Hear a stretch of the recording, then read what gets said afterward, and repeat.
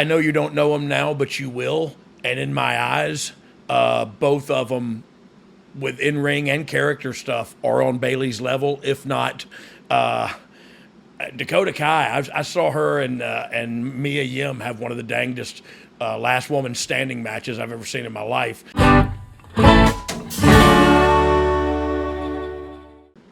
Get your pellet guns out, ladies and gentlemen. This is the Wrestling Outlaws with the Road Dogg, Brian James. WWE You didn't know?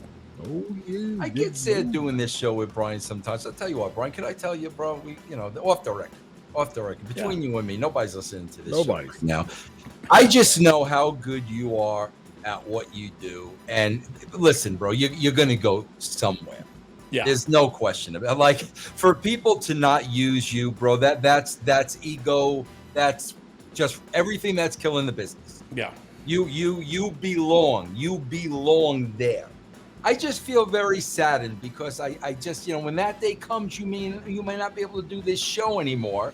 And I really enjoy doing that. I love getting in your head. I've never had the opportunity to do this with you, and I really love it, bro. Well, I appreciate that, man. Look, what if I put it in my writer that I have to still do this show no matter where I go? I hope so, bro. I hope. I was thinking about that too, man. Dr. Chris Featherstone is like a home away from home. It's like my safe tree, 100%. I got his back too. I'll beat some people up for Brian James. He's at my front. Yeah. Anyway, yeah, I agree, man. I was thinking about that too. I was like, man, I think Brian is such a. It's so cool to talk about someone with so much. You're so down to earth, honest. We know, bro. You know in wrestling, bro. You know when you're being BS'd. Yeah. And that's why you're such a breath of fresh air, bro. Really for somebody to just tell you like it is. Yes, but it's actually less respectful to bullcrap me. You know what I mean? Yeah, I would appreciate you just being honest with me. I think you can do it, and I'm a big boy. You know what I mean? Yeah, absolutely. It's crazy. Not a lot of big boys in this world, especially when it comes to social media. A lot of sensitive people in social media. Yes, hypersensitive. Hypersensitive for sure. They need to be in my office all the time. So I didn't even introduce Vince Russo, the NWA Future Hall of Famer. Oh my God! Stop. And WCW had a Hall of Fame, didn't they? Yeah. Didn't they have a Hall of Fame? Yeah. I don't know. Brian, you know what story I've been telling a lot this week, bro? It involves you. It involves you. Chris, you mind if I bring this up? Not at all. Brian, I want to know how you feel about this, and then I'm going to tie you into it, okay? Bro, there are so many things I don't understand about WWE booking. Okay, one took place this week. Bayley, who in this day and age was a top star, was out for a very long time. So they bring Bayley back, but rather than reestablish her as a top star again, they bring her in with two girls who I had no idea who they were because I don't watch NXT. Right. So, Brian, there's a fine line where when you pair people together, the idea is for the over person to bring these two people up. But it could work the other way around. They could bring Bayley down. And like I said, nothing against these two girls. I don't know who they are, but I never saw them in my life. But it brought me back to the story, and I want to tell you about this. And I'm pretty sure you know this because we spoke about it. And I want to see how you feel about both situations. Bro, it was Vince's idea to put Billy Gunn and you together. And bro, I've said this before on the record, I didn't see it. He was doing rockabilly and you were the roadie. I did not see. And Vince was like, no, Vince, I'm telling you. So sure enough, we put together the New Age Outlaws. And bro, you remember early on, Vince kind of made that like his baby. Bro, remember the dumpster? He spent 2 hours with you guys that day, remember? Oh, yeah. So my point is, the plan was these guys are going to be a part of DX, which was Shawn, Chyna, and Hunter at the time. Yeah. But, bro, at the time, Shawn and Hunter were like, bro, these guys ain't going to beat DX nothing until they get themselves over first. Right. And that's exactly what you guys did. On your own, you got yourselves over. Then when we made the marriage, history. Right. How do you feel about those two situations where Bayley comes back with two girls? The casual fans have no idea who they are. Your situation where Hunter and Sean said, no, let them get over first.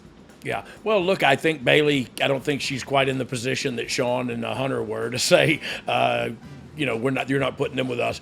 Another thing, Vince, I want to tell you, like, I worked with those other two girls for the last 3 years. I know you don't know them now, but you will. And in my eyes, both of them with in-ring and character stuff are on Bayley's level, if not Dakota Kai. I saw her and Mia Yim have one of the dangest last woman standing matches I've ever seen in my life. And Io Shirai does some incredible stuff. So I think you're right. It definitely has the potential to drag Bayley down. But these two girls can do it, if given the chance, I think they won't bring her down. I think they'll actually prop her up even a little more. Maybe the numbers game will help her a little bit. I also don't see her as.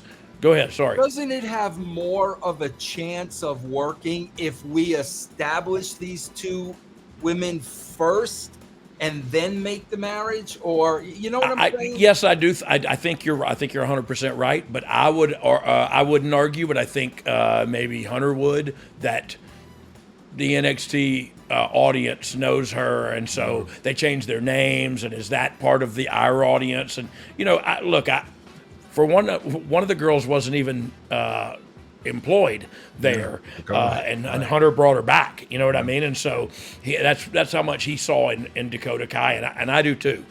She's incredible talent. Yeah. As the third person here on the group, the Outlaws here, I think that with Kai and Shirai, I'm big on Shirai. I think she's fantastic.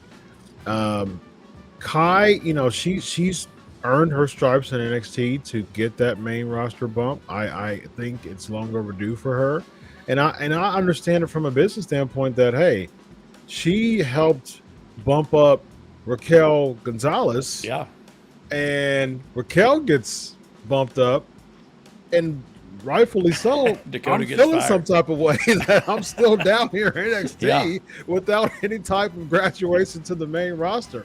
I totally understand that. From someone who knows them in NXT, makes perfect sense of why both of them, especially Io, I think she's fantastic. Yeah. But I do think, again, from a traditional standpoint, to Vince's point, you got to call some buy-in here. You have to understand that from a number standpoint, there's a third of the Raw audience that watches NXT. Yeah, Raw's at 1.5 million, 1.6 million, 500,000 people to 600,000 people watches NXT. There's only a third of the audience that watches NXT, and may not be as crossover as we think. So it may not be the same people. Exactly. And that's that alone is a good point. So you're dealing with only 1/3 of the audience, and that third, you can't bank that all of that third is even watching Raw or SmackDown. So you've got to call some buy-in, the why behind the what. Why are these two females coming in with Bayley? Why are they in an alliance? What do we care about them coming in and running roughshod on the title match? To me, I wanted more of that, and I still think we haven't seen that yet. Brian, I just think you haven't seen it yet. You know what I mean? I think sometimes the physicality starts the story, and sometimes the physicality is in the middle or at the end. But maybe this time they show up, and then you hear the backstory in the coming weeks. Yeah, but we saw that with the Riott Squad. We saw that with Team Bad. You know what I mean? It's like we saw that before of some. Let's just get super physical, and then they'll get it in the long run. Maybe Hunter will do it different. Yeah, I do think I think he will do it differently because this was his idea. He won't let it fall through the cracks.